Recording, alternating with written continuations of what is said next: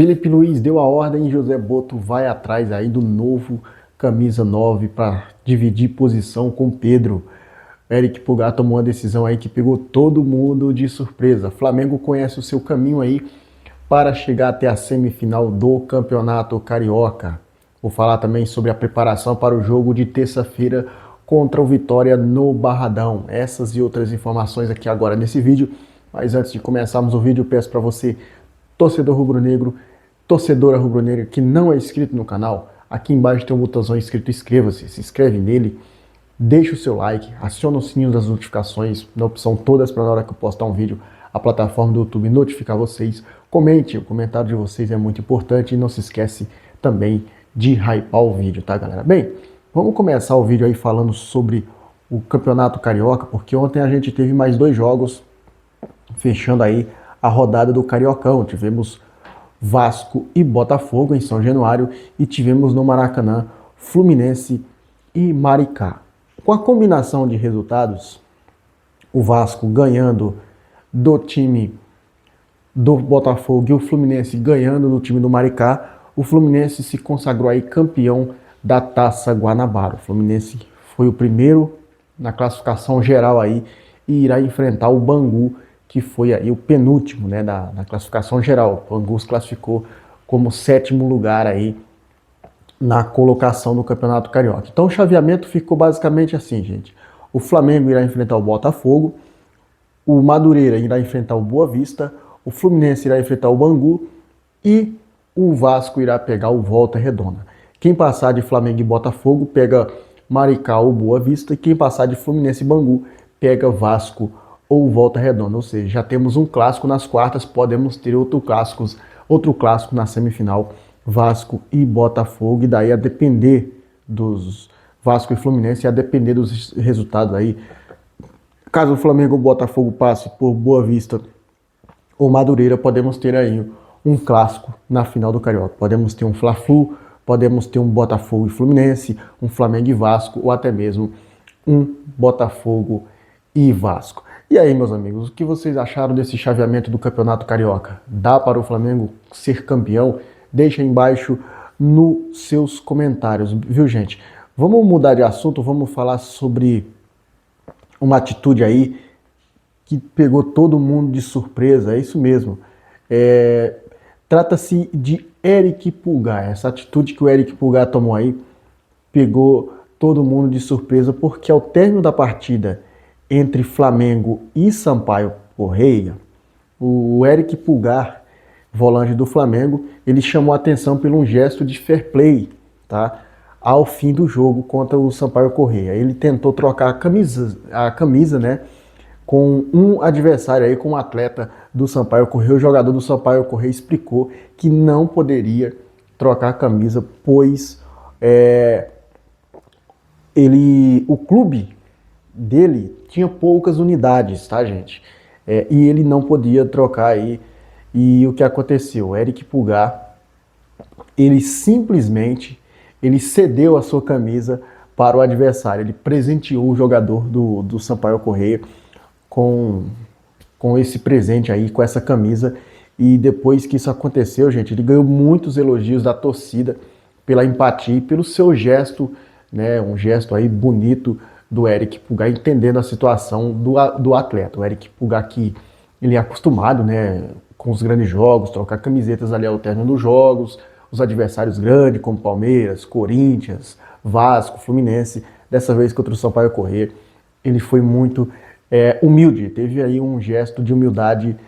E parabéns para o Eric Pulgar, né, gente? Porque a gente sabe que os times pequenos têm muita dificuldade financeira até para bancar o seu próprio uniforme. Você gostou do gesto do Eric Pulgar? Deixa aí embaixo nos comentários. Bem, vamos partir para Marcos Leonardo agora, isso porque o Flamengo, o caminho para contratar Marcos Leonardo, a situação de Marcos Leonardo no Al Hilal é cada dia mais complicada, mais delicada. O atacante nem sequer foi relacionado para o último jogo e o clube árabe já manifestou aí o desejo de emprestá-lo, inclusive aceitando pagar metade do seu salário, tá, meus amigos? Questionado aí sobre a preferência entre Richarlison e Marcos Leonardo, o técnico Felipe Luiz, ele diplomático, afirmou que a decisão de quem contrata é de quem contrata, cabe ao departamento de futebol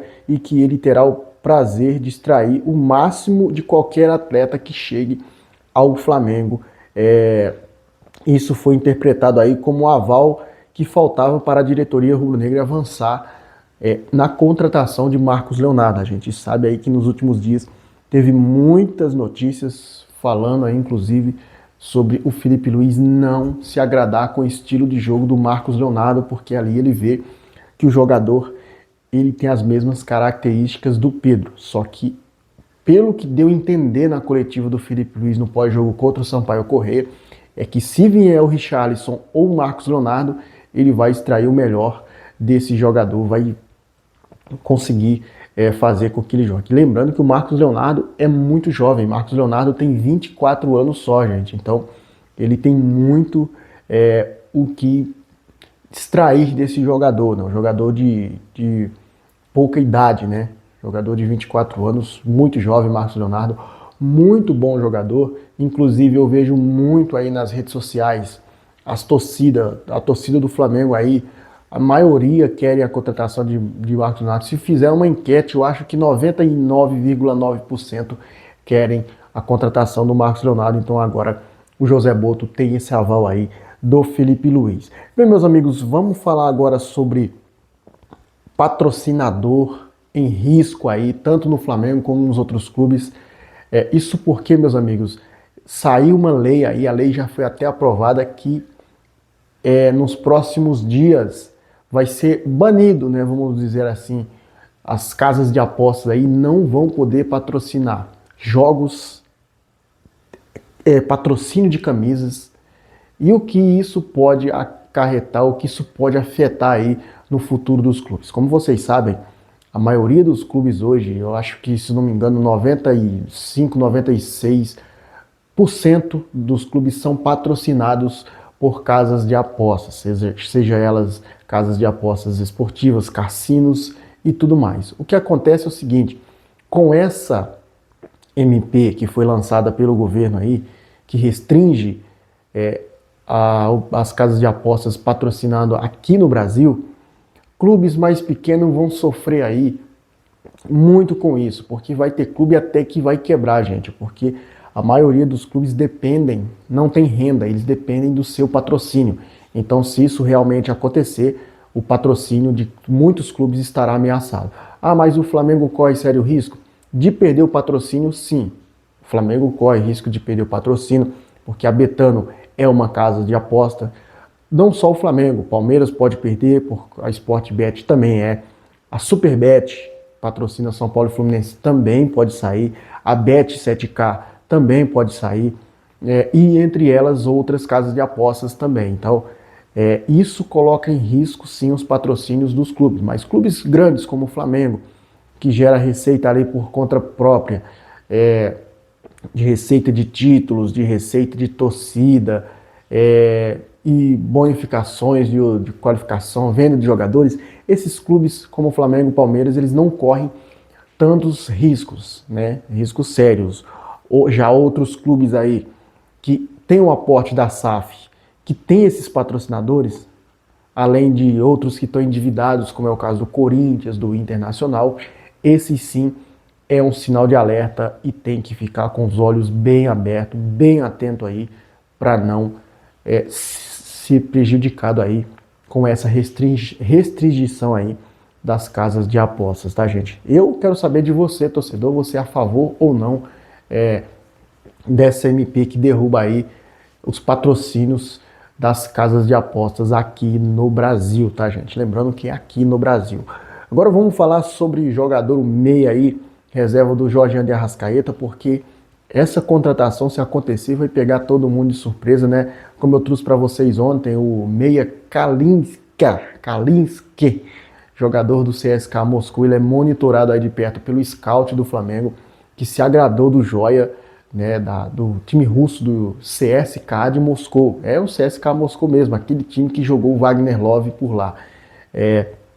O jogador é bem avaliado aí dentro do departamento de scout do Flamengo e o valor de mercado dele hoje é avaliado em 20 milhões de euros. O Flamengo estudou uma forma aí de contratar esse atleta, porém o Flamengo não enviou proposta nenhuma até o CSKA Moscou. Lembrando que o Flamengo tem aí uma concorrência direta do Palmeiras para trazer esse jogador, cara. Olha o nome do cara, Kalinska.